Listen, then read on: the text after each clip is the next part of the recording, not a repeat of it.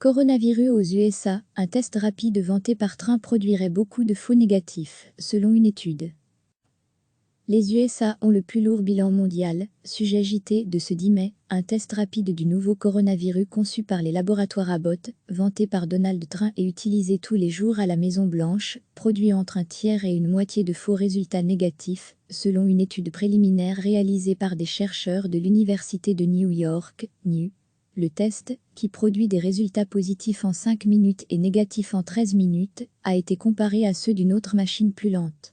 Lorsque le prélèvement du test rapide était dilué dans un milieu de culture, un liquide de transport, il a raté un tiers des échantillons confirmés positifs par l'autre machine.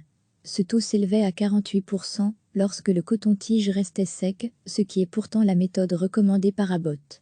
Les chercheurs ont prépublié leurs comparatifs sur le site public bjorksiv.org, où des milliers de chercheurs mettent leurs études en ligne en attendant qu'ils soient évalués par une revue scientifique.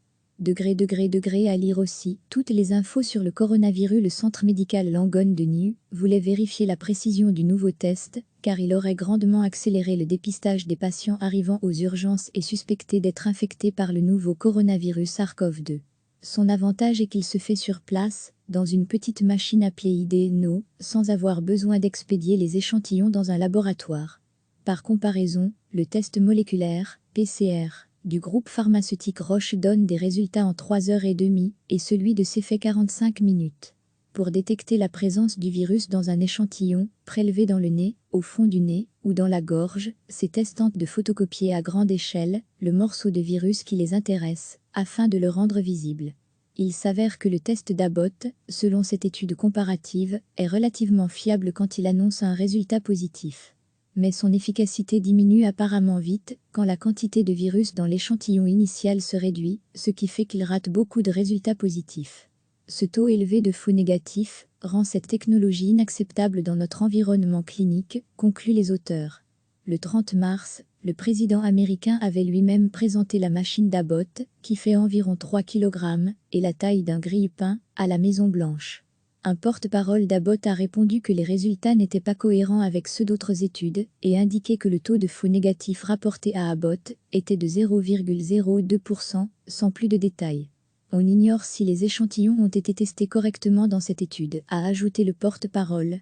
Recevez chaque matin l'essentiel de l'actualité. Un test rapide du nouveau coronavirus conçu par les laboratoires Abbott, vanté par Donald Trump et utilisé tous les jours à la Maison-Blanche, produit entre un tiers et une moitié de faux résultats négatifs, selon une étude préliminaire réalisée par des chercheurs de l'Université de New York, NU. Le test, qui produit des résultats positifs en 5 minutes et négatifs en 13 minutes, a été comparé à ceux d'une autre machine plus lente. Lorsque le prélèvement du test rapide était dilué dans un milieu de culture, un liquide de transport, il a raté un tiers des échantillons confirmés positifs par l'autre machine. Ce taux s'élevait à 48% lorsque le coton-tige restait sec, ce qui est pourtant la méthode recommandée par Abbott. Les chercheurs ont prépublié leurs comparatifs sur le site public bjorksiv.org, où des milliers de chercheurs mettent leurs études en ligne en attendant qu'ils soient évalués par une revue scientifique. À lire aussi. Toutes les infos sur le coronavirus. Le centre médical Langone de Niue voulait vérifier la précision du nouveau test, car il aurait grandement accéléré le dépistage des patients arrivant aux urgences et suspectés d'être infectés par le nouveau coronavirus SARS-CoV-2. Son avantage est qu'il se fait sur place, dans une petite machine appelée ID-No, sans avoir besoin d'expédier les échantillons dans un laboratoire.